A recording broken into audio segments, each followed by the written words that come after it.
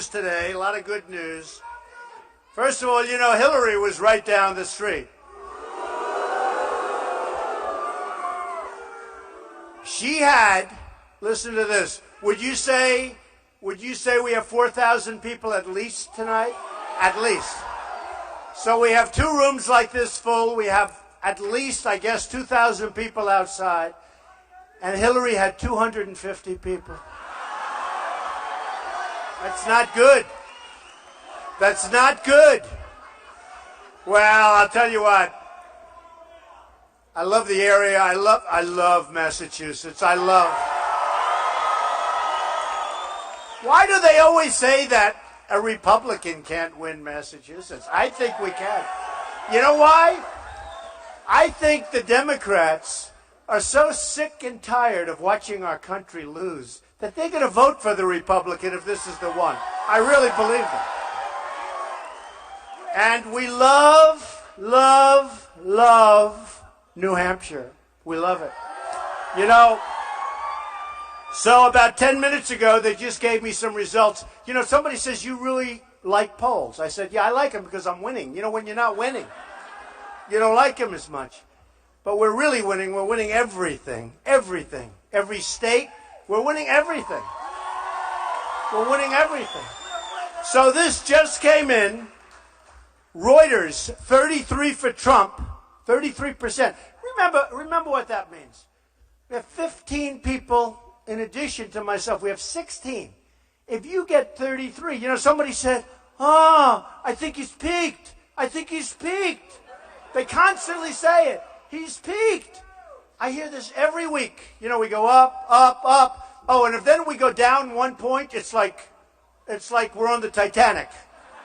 Oh, it's unbelievable. 3 weeks ago, we went down a point. It was like, oh, it's over. Then we went up 2 points. They don't report that. Then we went up 5 points. So here it just comes out. Look at this. Reuters. Good Reuters, good, right? Professional, good? Oh, Jeremy, I wish you'd tell the truth. CNN.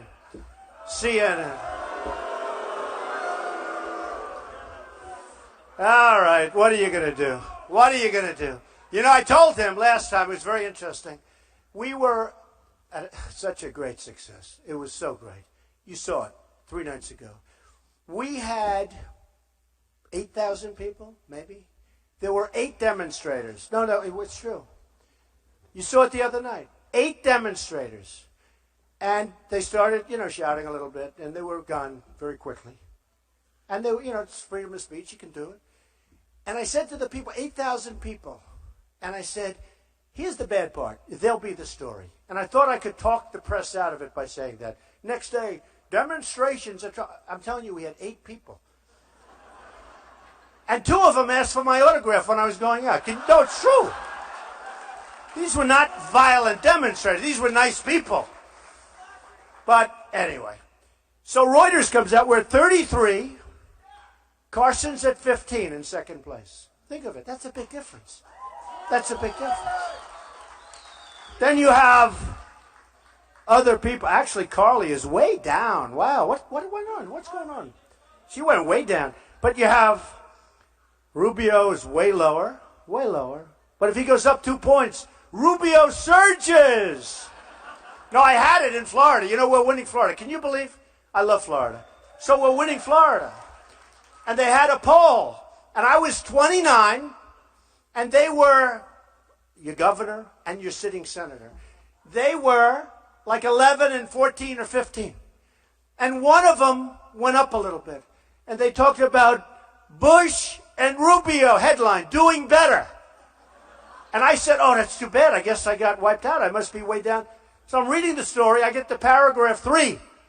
And I'll say, why Mr. Trump is at 29? I said, wait a minute, I'm at 29. They're at 11 and something.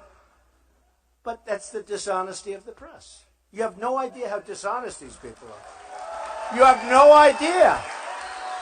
No, you have no idea. It's brutal.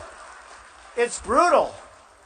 You get sort of tired of it. Actually, it's so bad. It's so bad. Last night I watched Megyn Kelly. I haven't watched her in a long time. And you had these 2 clowns on, one Steyerwalt and another one. the other one who was the speechwriter for George Bush. How can you be a speechwriter for George Bush? I mean, I like George Bush. He's a nice man, but I don't necessarily want to write speeches for him. So he's saying, and he actually said something to the effect that, yeah, Carson's tied or winning on all the, and it's not even close. And you can't do anything except one thing I can do. Actually said that Carson, who's a nice guy, by the way, he's a nice guy. He really is. But they actually said that Carson is tied or winning in all the polls. And I'm saying, and you know, on my Twitter, I had people that went crazy. That it's a total lie, Mr. Trump. They want to have like a revolution. And it is a total lie. But they have these two puppets that work for her, and they say these things, and it's incredible. So here's the polls. In New Jersey, now remember, Reuters is national. 33, second place is 15, right? Here's the state of New Jersey. Great place. I love New Jersey. Got some problems, to be honest. It's got some problems. Trump, 32. Second place, 13. Okay? Then I hear that, like, I'm tied. I'm not tied. We're killing everybody. Actually, no, it's true. It's true. It's true. Peggy Noonan's been great. I think she's fantastic. She's a great writer. And that's only because for the last 3 weeks she's written great. But tomorrow she writes a story, which I saw tonight, and she talks about that we're sort of leveled out. And I figured, oh, that's a terrible story for me. Can you imagine being leveled out? It's a bad story. And you know what leveled out means? It means that I haven't gone up as much as the last couple of weeks. But, you know, it's hard to go up when you're at 32, 33, 35. And then inside the story, she said he had a great week with the polls. And I say, how can I say leveled out? Maybe he was a bad guy who wrote the headline. And I said, well, wait, how are we leveled out? Then they talked about Nevada, where I'm up at 38% and win the Hispanics. You believe it? And Peggy, and remember, I like her a lot. I think she's great. And then she said, great week, but the title was not so good. And then, so Nevada, she said, great week. So I'm at 38. Then in South Carolina, I'm at 36, right? And then in Connecticut, which just came out, that's Quinnipiac. Great pollster. I'm at 34 to 14. And she puts these in. And I'm saying, how did I level out? It's the press. And then, and then a Romney person. And you know what? We all like Romney, right? But he should have won. Give me a break. I supported him. I supported McCain. I supported these people. And this time I said, you know what? You ever have it like you're with your wife, you're with your husband, and you're really competent, and you're tired of seeing things done wrong, and you just say, you know, this time I'm going to just do it myself. Does that make, you understand that? I mean, we should have won that last election. We should have won. But, you know, he doesn't like me too much. I backed him and everything else. But I was so upset that he lost an election that should have been won. So they have Romney's guy going around, his manager going around. He's selling a book. The guy's incompetent. He's talking about this. Then you have somebody else. You have his pollster or a person does, and he's the one that gave them the idea. He said, I think he's flattened out. And because of that, I end up with a headline, even though they're copying all the other polls. So listen. So you have 33 to 15 national. You got 32 to 13. You got 38 to like 11 in Nevada. South Carolina, a great place. And by the way, they're back. They've weathered that unbelievable flood.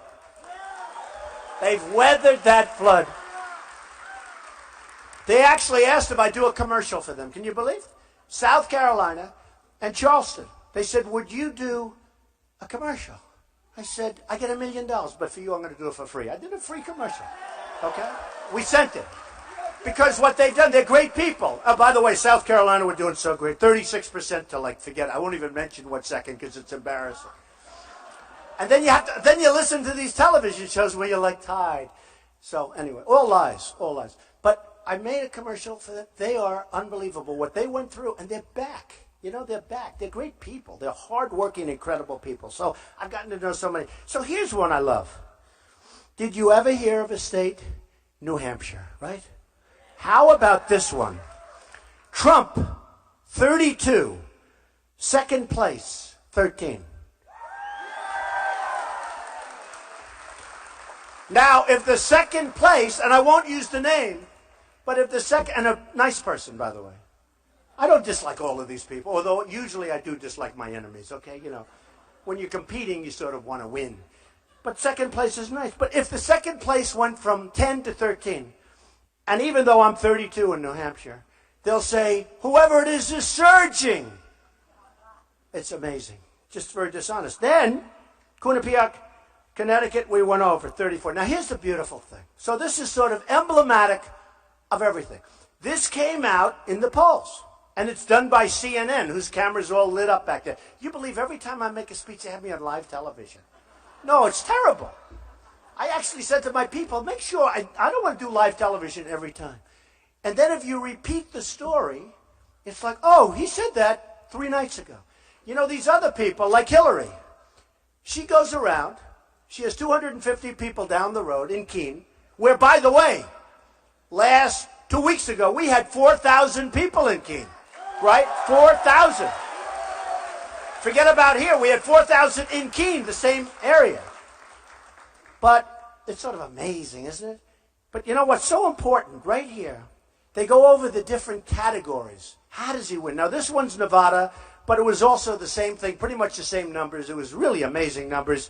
Same numbers in South Carolina, done by CNN a couple of days ago. In fact, somebody at CNN called and said, your numbers are unbelievable. And I said, I agree. I can't believe it. So they have who is going to be your first choice, who's going to win for president? Trump, 38%. Pretty good. Then they have one that's slightly important. It's called who's going to be best for the economy. Do you agree? That's important. We have to get all these young people, we have to get them working, right? Like him, like her. We got to get them working, right? Got to have jobs when they're ready. So on the economy, listen to this one.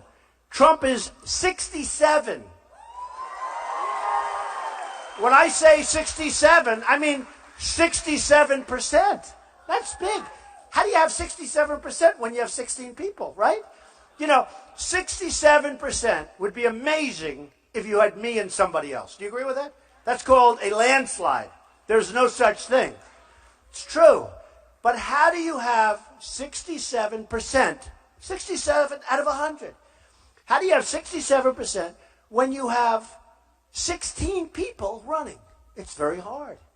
I mean, you got to be good. In fact, it's great for my ego, I will tell you. It's economy. Remember the expression, it's the economy, stupid? Well, then the election's over. They all say how important.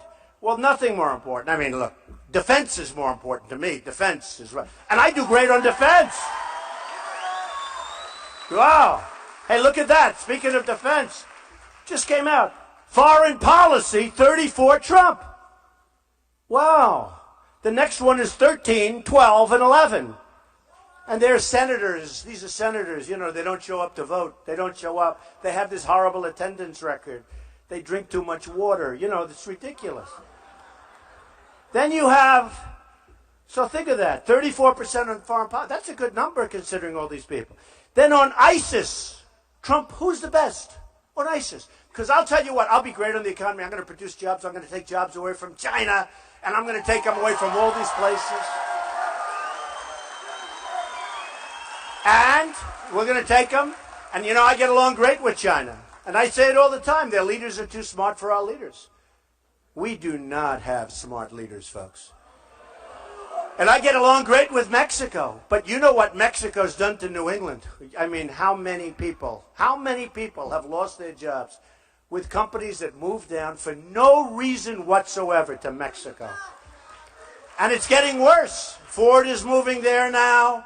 Big plant, massive, $2.5 billion plant. Nabisco is leaving Chicago. They're moving. And we don't do anything. A great factory is taken out of Tennessee, and they're going to Mexico. Supposed to go into Tennessee, it's going to Mexico. I mean, are we stupid? Why are we doing this? What's the purpose of it? We're destroying our country from within. It's true. It's true. So I'm going to be great on jobs. I'm going to be great in the economy. But I think one of the big sleepers is going to be me on foreign policy, me on frankly, me on the military and me on the vets. The vets. Because our vets are being treated like third-class citizens, and it's not going to happen. It's not going to happen. It's not ever going to happen with me. We're coming out with a plan very soon. And by the way, just in terms of plan, the vets, as of 1 month ago on Wednesday, had the longest wait in the history of the VA. People are waiting 3, 4, 5 days to see a doctor. And then sometimes the doctor is not even the right one, or he's not there, or he goes away for the weekend. Waiting. Can you imagine if I went into a doctor's office and I had to wait? I would go wild. I'd go wild. But think of it. And sometimes it's as simple as a pill or a small procedure to take care. And without it, you can die. And with it, it's so simple.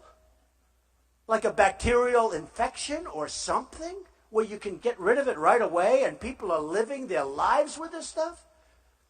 They can't think of it. They can't get in. This is what's happening. And we're going to work it because I am so tired of the Veterans Administration and the incompetence. And you people know, you have a lot of vets in New Hampshire, a lot of vets in Massachusetts, and I see all these heads, they're all nodding and they're agreeing. But if they can't get in, we're going to let them go see private doctors, private hospitals, get themselves fixed up, and we're going to pay the bill. It's simple. It's simple. It's simple. And you know what? I would be willing to bet that's cheaper.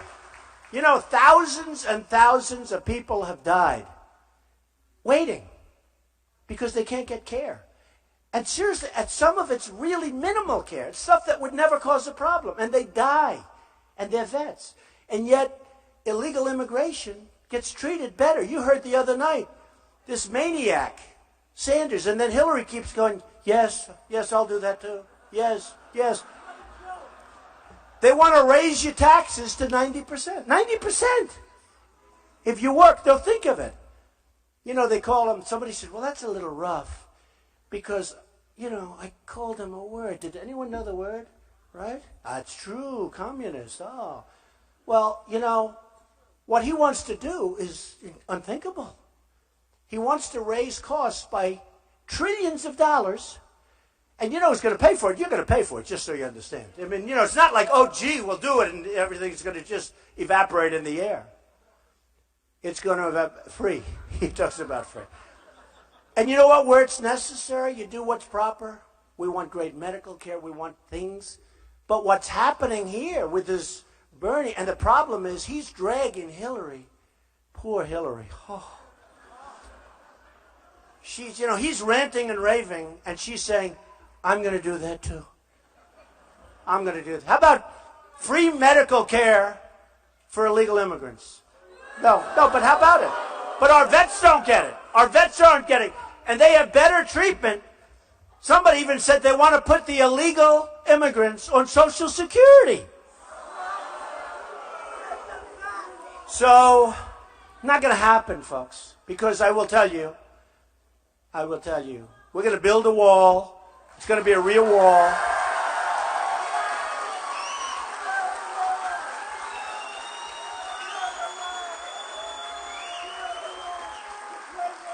We're going to build a wall. And you know what? We're going to have a beautiful big door in that wall. But we're going to have people come in. And they're going to come in, but they're going to come in legally. They're going to come in legally. They're going to come in legally, and they're going to be great. And the ones that are here that are bad, because we got some bad apples. We got gang members all over Los Angeles. They're illegal immigrants. These are illegals. They're illegals.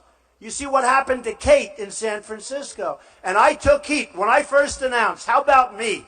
Rush Limbaugh said, man, he's taken more incoming than any human being I've ever seen. And then they found out I was right. I talked about crime. I love Mexico, by the way. I love the Mexican people. I have thousands working for me. Thousands. I have thousands. They work for me, and they're great. They're great. But we have people here that shouldn't be here. We have people that should be back in their countries and let their countries take care of them. Let their countries take care of them.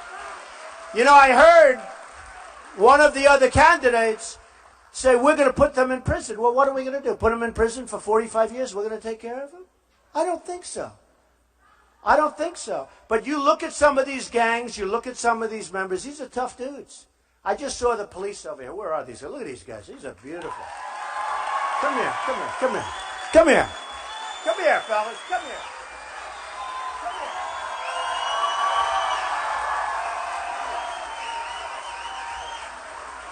fellas. Get up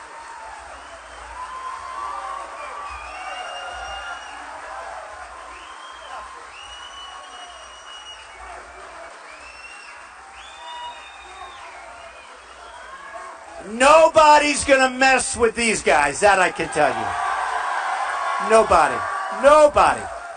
But the big thing is we have to let them do their job. They do an unbelievable job. We have to let them do, but nobody's messing. All right, get the hell out of here, fellas.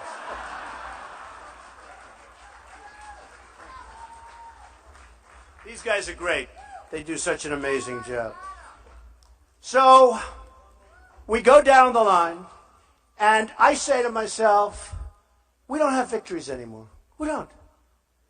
Whether it's ISIS, I watched a general the other day on television being interviewed. First of all, why does a general get interviewed? Who ever heard of a general being interviewed? Right?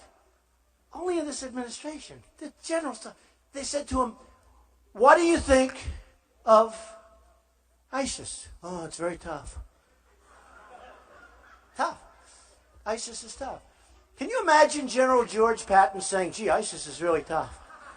First of all, he wouldn't be on television talking. You know what he'd be doing? He'd be doing the shooting, not the talking, right? It wouldn't be talk. He'll talk. He'll talk. You know what he'll talk? In the parade when he's coming up Fifth Avenue and everybody's celebrating him. That's when he's going to talk. How about General MacArthur? Highest marks in the history of West Point. These guys, these were generals. We need a general. We need a general. They had the whole deal. Tough, smart. They even looked good. I know it's not nice to say. They'll say, oh, that's not nice. That's not politically correct. When these guys got out of their plane, they looked like, okay, like these guys. We need strength back in this country. So I'm watching this general, and they said, well, how long would it take to beat ISIS? Oh, I don't know. It's very tough. I'm saying, what's wrong? Then another general who's retiring, good guy, they're all good guys.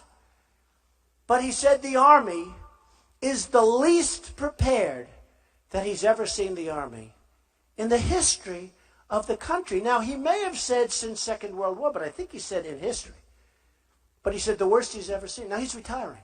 Good guy. I don't want to mention names. Good guy. But how about this? We spent all this money. We owe $19 trillion. Used to be 18. Every 2 months I change. I go from 18. Let's see. I said 18 last month. Now it's 19. Now it's going to be 20 very soon. So we owe $19 trillion.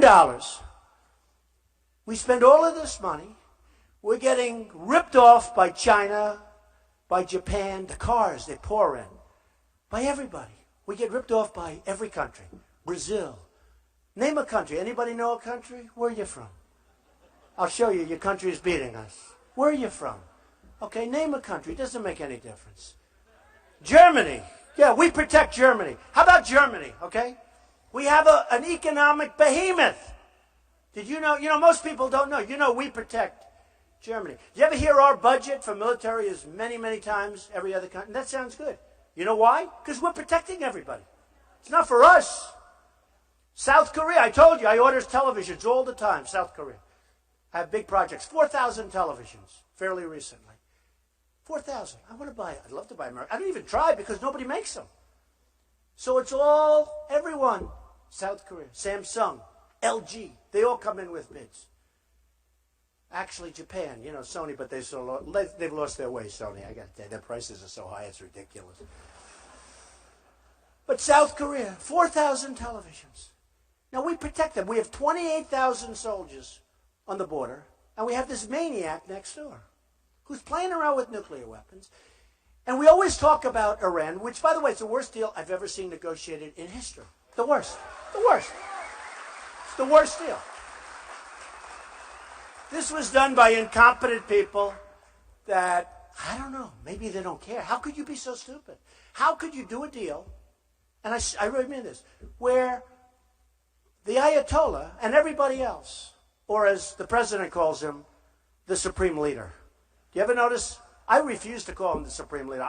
If I win, I promise, I will never be talking about him as the supreme leader.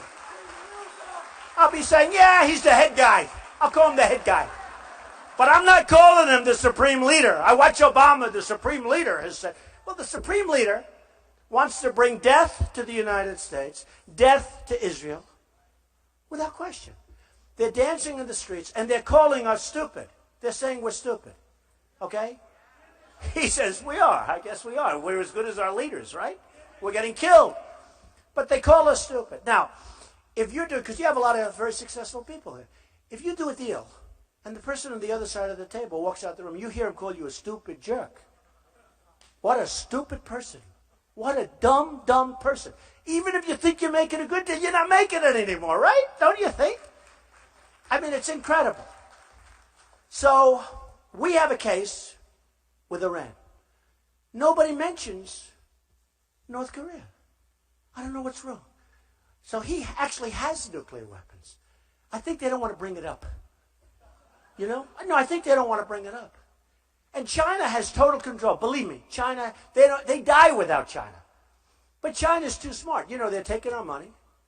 They're taking our jobs. They're taking everything. And then we say, could you help us with North Korea, please? Please, please help us. And you know what China says? We'd love to, but we don't have much power over them. No, all we do is give them the food, the this, the that. Without them, they'd choke. They say, and by the way, I've read a lot, so much. It's coming out of my ears. Think of that. I read so much about this. China has total control. But they say they don't because they don't want to do it. They love us dangling. So we're after Iran, and it's a horrible deal. 24-day. How about the self-policing, where they police themselves? Do you like that? How about the 4 prisoners that we don't get back? Okay? How about? And now the other day, they said, we'll give you 3 back, but we want 19, and we want many other things. Oh, this is us. Sergeant Bergdahl. Right? No, think of this guy. In the old days, he gets shot for treason, right? Right? These guys would say it. They're too nice, but they know. Believe me, they know. But Sergeant Bergdahl. So we have Bergdahl. So we get Bergdahl. This is the way we trade. This is like emblematic of everything we do.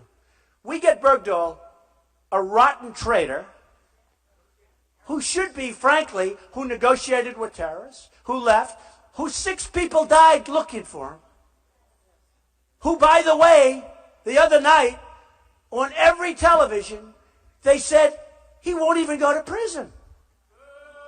Because, no, think of it. Did you hear this? Because, well, he might have psychological problems. He's not feeling so good. Can you believe it? So we get Bergdahl, and they get 5 of the people that they most want, total killers, leaders, who are now back fighting, trying to kill everybody in their path. That's what they get. They get the 5 people they most wanted, and we get 1 traitor. I tell you what, probably can't do it. But if I win, I may just have him flown back right in the middle of that place and drop. Boom. Right in the middle. Let him have him. Let him have him. I mean, that's cheaper than a bullet. But this is the problem that we have as a country. We don't have strength anymore. We don't have leaders anymore. You go to stores, and you don't say Merry Christmas anymore. No more Merry Christmas. No, think of it. No more Merry Christmas. You don't have any indication of Christianity. Not allowed to do that. Oh, that's against the law. How sad is that? And by the way, if you're another religion, I think that's great too. I think it's great. Let them have their representative, whatever. But I think that's great. But why is it that we can't say Merry Christmas? You go into Macy's, what's true, right? Merry Christmas.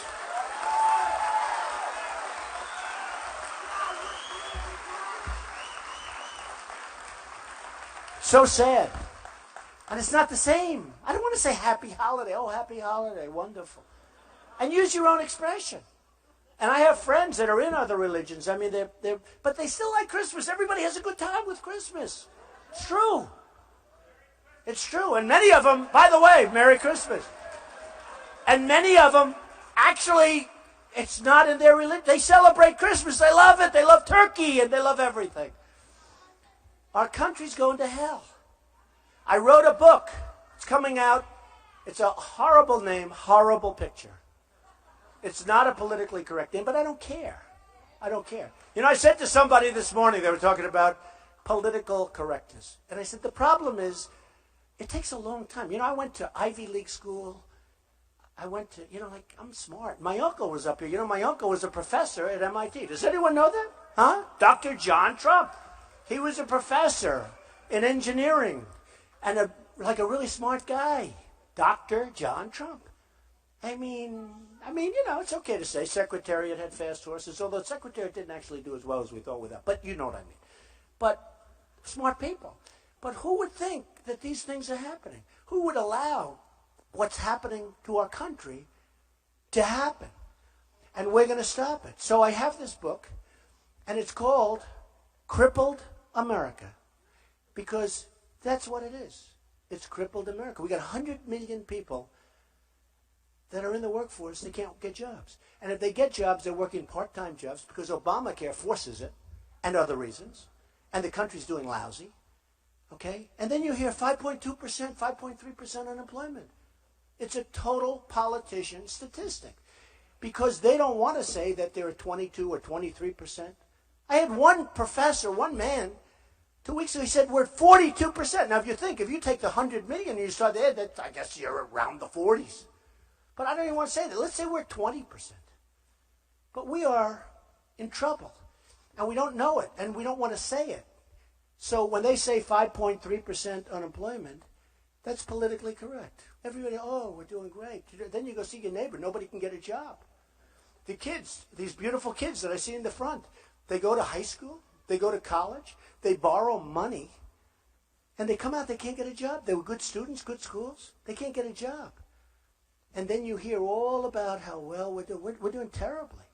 But we're going to straighten it out. We're going to make it so good. We're going to make it so good. So the book comes out on November 3rd, and basically it talks about the problems and how to fix them. Because ultimately we want to fix them. I don't want to talk about it. I don't want to be a critic. You know, these critics, they talk about problems. That's it. We're going to talk about how to fix them. And it was interesting. It's Simon & Schuster, big company, great company. They came to me a few weeks ago. They said, we think it would be great. And a lot of people are after me. I did 60 Minutes, right? Was it good? Did you see it? And now I'm doing Saturday Night Live. That'll be great. That'll be great. And I'm doing a book, and I'm running for president, and I'm running a company. Other than that, I'm not that busy, actually. It's true. I'm thinking about it. Friends of mine say, boy, you're doing a lot. Well, I have children and executives that do a great job. The company I built up is a great company, and I have very, very good executives and great children that are doing a good job.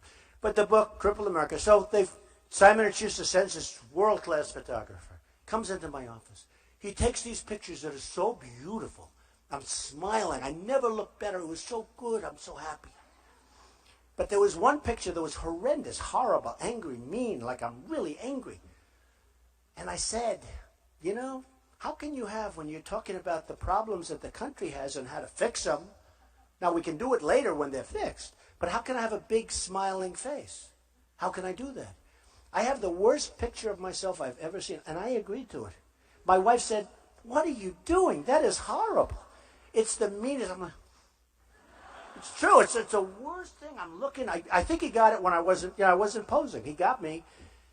And somebody said, maybe that would be a good picture. I said, there's no way.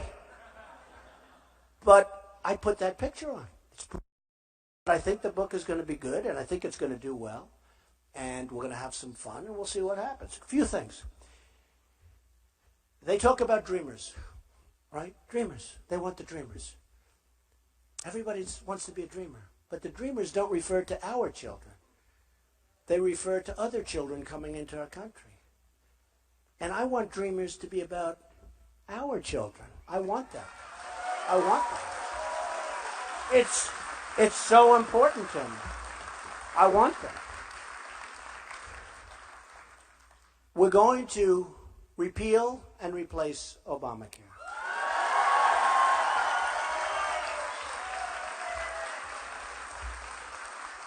We are going to come up with a plan that's so good. Now, a lot of you are getting absolutely killed with Obamacare. Your premiums are up 45, 50, 55%. It's turning out to be a disaster. You see where it's getting smaller? People are opting out. Businesses are dying. They're hiring all part-timers so they don't have to show the number that you're supposed to show. I mean, what's happening with this Obamacare is a disaster. Your deductibles are through the roof. I mean, literally, you have to get hit with a tractor. You have to get hit with a tractor. And we are going to repeal it. We're going to replace it. We're going to get rid of the artificial lines that are drawn around each state. You know, the states, I get a bid. I have thousands of people. I bid. And if I'm in New York, if I'm in Massachusetts, if I'm in New Hampshire, I get no competition. Because the insurance companies, what you don't know is the insurance companies have really taken good care of Obama and the administration. They are making a fortune off Obamacare, a fortune. They've never done better. They've never done better. And you see, what they've done is they've drawn lines. We should have lines so strong at the border. Okay, believe me. Believe me. They've drawn lines around the states so you don't get competition. Now, if you're the head of an insurance company, I'd rather have all of Massachusetts or all of New Hampshire or all of New York to myself than have the whole United States where I'm bidding against all these other companies. Right? And that's what's happened. And it's a disaster. And what we're going to do is we are going to have an unbelievable plan that's going to, where you actually can have your doctor. How many times can a person lie about something? 28 times. You can have your plan, you can have your doctor. Always you can have your doctor, you can have your, then people say, where's my doctor? Oh, forget it, he's gone. Now, a lot of doctors have left the practice. They're retiring.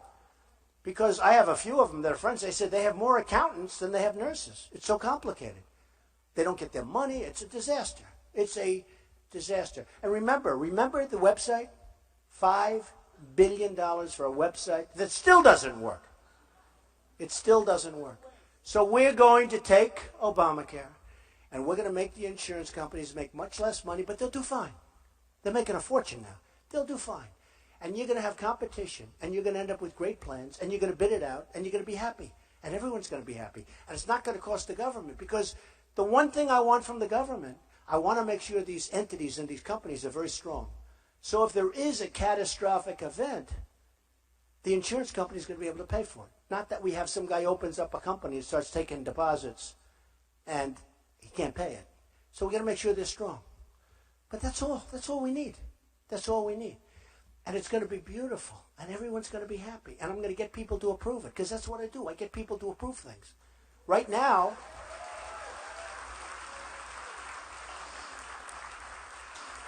you don't have that. You have a president that cannot get people to approve anything, so he keeps signing executive orders. He signs executive orders on the border. Come on in, folks. Come on in. As many as you want. People, thousands. You know, our Border Patrol people, I was there a few weeks ago. Now, our Border Patrol people are great people, but they're told, stand down. Somebody walks in front, stand down. People are walking like incredible. The anchor babies. I always heard, oh, if you're born in the country. And this isn't Mexico. It's Mexico and every place else. China, all over Asia. People are being born on our soil. And congratulations, folks. We're now taking care of them for 85 years. So everyone said, oh, you can't do that. You can't say that. That's it. If you're born in this country. I said, wait a minute. We can't be so stupid that this is possible. People are having babies. They come across the border 2 days before they have the baby. They have the baby, and now congratulations. They're an American citizen. They get all the benefits. It's hundreds of thousands a year from all over the world, in all fairness. In all fairness to the southern border, from all over the world. So I looked into it. 14th Amendment. And guess what? Everybody said, even the television lawyers, they all said, well, you'd have to go through a whole big thing. It would take years. You have to go through, you'll never get it approved. Except there's a clause in there. There's a clause in the 14th that's there. And the worst that happens is you have to get a simple act of Congress. You don't have to go through the whole big deal that it was going to be impossible. And it was there. And everybody agrees with, not everybody, but the real legal scholars agree with me. Very simple.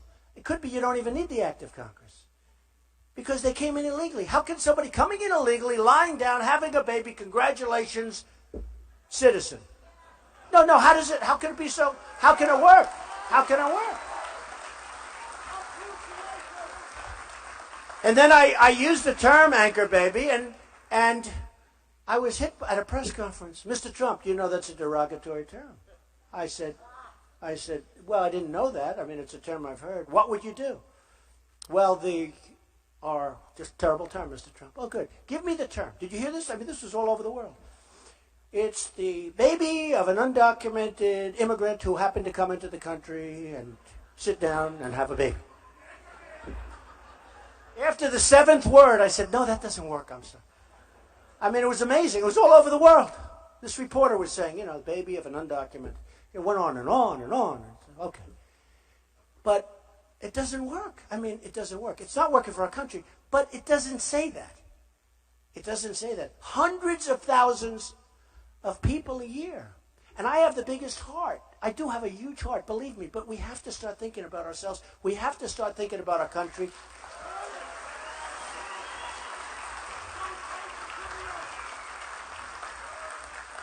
I have to start thinking about our country.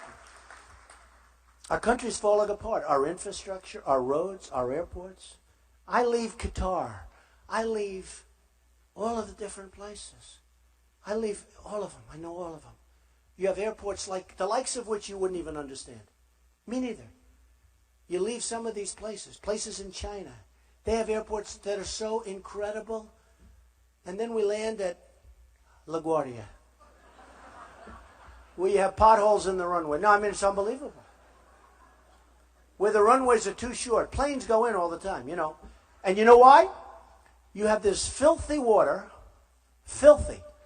They've been trying to expand the runway. It's nothing in the way except water. And they can't get the environmental impact statements. They'd rather save a tadpole. It's true.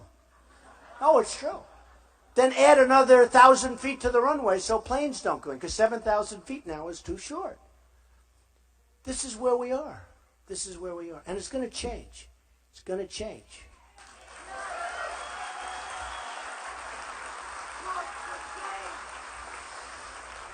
A friend of mine is an excavator. And I tell this story because that's the way it is. And he's very depressed. I said, why? Big excavator, big foundations all over the place. And he buys a lot of equipment. And he comes to me a couple of months ago. I've told the story, but it just is very emblematic. And he said, Donald, I'm really disappointed because I always bought Caterpillar equipment, cats. But this time I bought Komatsu. Now, I know Komatsu. It's fine. It's not as good, by the way. It's not as good, but it's fine. So I've always bought Caterpillars. I bought Komatsu. And he buys big orders. He's a very big contractor. And he said, I hated to do it. But they've so manipulated their currency, and they gave me such an unbelievable deal that I had to buy Komatsu as opposed to Caterpillar. And you see what's happening with Caterpillar, and you see what's going on, and he felt very badly. But he said, I owed it to my family, I owed it to my employees, I owed it to myself and the company to make a great deal. He said, they can't compete. And it's because of what they do with their currency. Japan has a very strong leader now, Abe. And we have representatives, Carolyn Kennedy, okay? It's very nice. Oh, we're in Massachusetts. And you know that story. I tell that story. She wanted a job. She went to the White House. She said, I'd love to work for the administration. A couple of years ago. They said, oh, what would you like to do? I don't know. They said, would you like to be the ambassador to Japan? This was on 60 Minutes. Did everyone like my performance on 60 Minutes? Amazing. It was great. You know who? Okay. And who was I on with? My stablemate, Putin. Trump and Putin. Oh, did I take heat? But he's fine. I'll bet I could get along with him great. I'll bet you wouldn't have these problems. I'll bet you I would get along with. A lot of people say, oh, Trump said he'd get along. Wouldn't that be better than what we're doing now? Wouldn't that be better? And honestly, if he wants to bomb the hell out of ISIS, I'm okay with it. It's not going to bother me too much. It really won't. It really won't. Instead of us being in another quagmire for the next 25 years. But it was interesting. So Carolyn Kennedy, they said, would you like to be ambassador to Japan? She goes, really? You have to see it. If you check 60 Minutes, this is what I'm saying. And she's a very nice person, I think. My daughter likes her, Ivanka. So I like anybody that Ivanka likes, I like. Okay? It's one of those things. But she said, really? Now I see her wheeling and dealing, meaning she's being feted. She's being all over there, whining and dining her. And, you know, what? I mean, they are just ripping us. I want a Wall Street guy who's so vicious and so smart and so cunning. So cunning.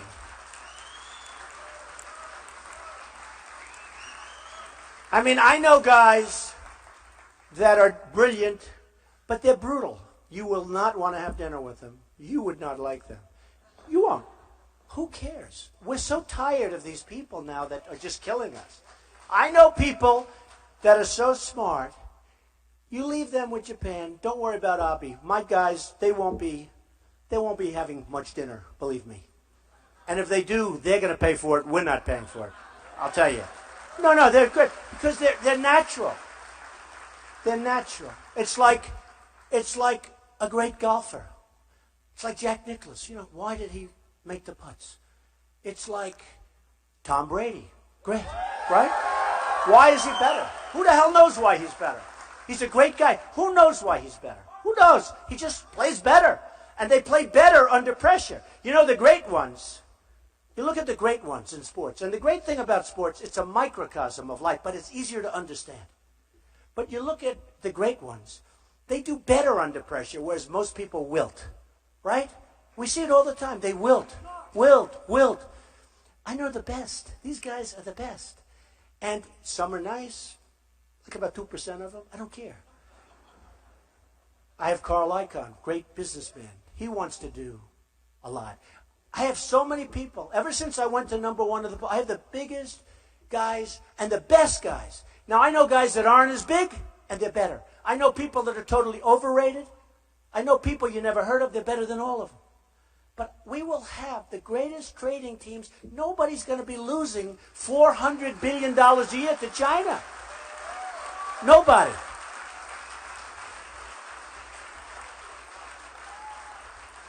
Nobody's going to be losing. We're going to have victories. And we're going to be liked. I've made great deals with China. I own the Bank of America building. Big chunk of it in San Francisco. Great building. Got it from China. I beat them. I mean, I just did a great deal. And China was essentially on the other side. A little complicated because you went through 15 different routes. Complicated stuff. 1290 Avenue of the Americas, one of the biggest buildings in New York, biggest floor plates. And China. So many things I got from China. I have tenants in my building. The biggest bank in the world is from China. They're a tenant. So much. China's great. But they don't respect us. I go to dinner with the richest people in China. I mean, people that pay me a fortune for apartments, and they're friends of mine. They're great people. They say that they cannot believe what China is getting away with in this country. They tell me that. Now, that was before I announced I'm running. Now they say, I was only kidding. It's true. It's really true. But they can't believe it. So, if I win, we will go. I know. That always. I love you folks. But you got to say, if you know, I want to be the power of positive thinking. Dr. Norman Vincent Peale. Great book, right? Dr. Norman Vincent Peale. But look, I'm running against a lot of people. Somebody said, oh, what a fine group. I'm trying to find out why. Why? Where? Who? Bobby Jindal? I mean, you look at, that's Alfred E. Newman. Do you ever hear of Alfred E. Newman? Mad Magazine. Bobby Jindal. I swear, he looks just like him. It's true. Think about that, right? Isn't that true? The guy's got 0. Pataki. He couldn't be elected dog catcher. He's got 0. Lindsey Graham comes after me. He was a nice guy, then he comes after me. A month ago, goes from 5 to 0. So far, everybody that's come after me has gone down, right? Isn't that amazing? It's amazing. No. I mean, Lindsey Graham, I'm at 38, I think, in South Carolina. He's at 3. He's a senator. His career's over. I really believe it's over. But why do they keep going? Think of it. They have no chance. They have 0. They have 1. They have 2. Why do they keep going? There's something I don't understand. If I was one of them, I would crawl quietly out. I'd probably tweet. I've decided to get out of the race. I wouldn't have a news conference. No, it's true. I'd tweet. I've decided I'm going to get out of the race. And then I'd sneak out to some place with my wife and I'd just go away. They have 0. 0. And now they're going to go in the child stage. You know the child stage? They call it the children's stage. That's for the debate. It's an incredible thing. By the way, you saw what happened. So we're going to have a 3-hour debate. And I give credit to CNBC, by the way. I give credit to them. Because they had guts and they did the right thing. But I said, wait a minute. We had a 3-hour debate last time. By the time it was over, I could stand up for 20 hours. I could do it all night long. Standing here for 2 hours, this is a lot tougher. But I could stand up. But you know what? People sitting home, they don't want to watch 3 hours. Hillary, we were watching her for an hour and a half. And it was boring as hell. Who the hell wants to watch for 3 hours a debate? So we actually called Ben Carson and myself. We wrote him a letter saying, listen, if you're going to have it 3 hours, we're not going to participate. I want to have a good show. I want to have it be good. It's not about me. And I'm speaking for everybody, but they have no power because they have no polling, right? I'm representing the politicians. Can you believe it? And we won. Everyone said, you can't do that. You can't dictate. No. No. No, we won. Because you know what? It made sense to CNBC. And they're right. It'll do better. It'll be much better. But, you know, before I got involved, those debates used to do no business. Nobody cared about them. I'm not bragging. Yeah, I am. Why not? Let's go. Before I got involved, they did nothing. Poorly rated.